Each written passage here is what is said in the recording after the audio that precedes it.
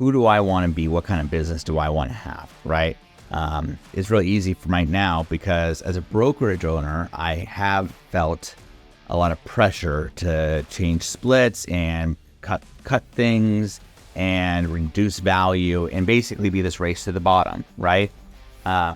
Which is, there's a couple brokerages in town, none of which you guys are probably thinking of, that are incredibly cheap, like a couple $100 a transaction, right?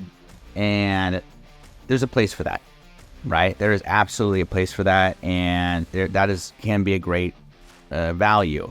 It's just not the business I want to run, right? I kind of go back to when I was at a big brokerage shop, and there were 350 agents there. There was a team leader, and it was her job to shuffle all these people. Granted, there was other stuff and whatnot, but I remember thinking I don't know what I want to do, but I don't want to do that. I don't want 300 agents and that average 2 homes a year that are coming in and coming out, coming in and coming out, not making a living, right? But what I have been doing hasn't been really working either.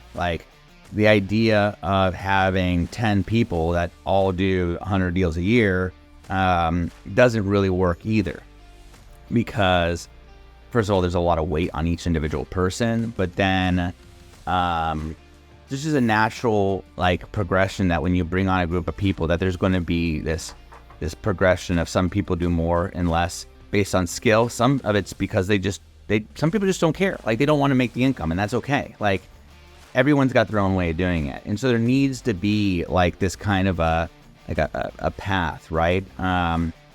But I think that as a brokerage owner, I'm not super, I don't want 1 million agents and just have it be kind of a churn and burn operation, right? And have very little value because I charge nothing and I can't afford to have value because value comes from money, right? And so ultimately, there's some intrinsic, right?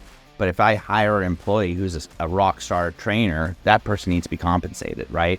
And it comes down to office and print and marketing and whatever, right? And it all comes down to that. And it's the exact same conversation as a broker.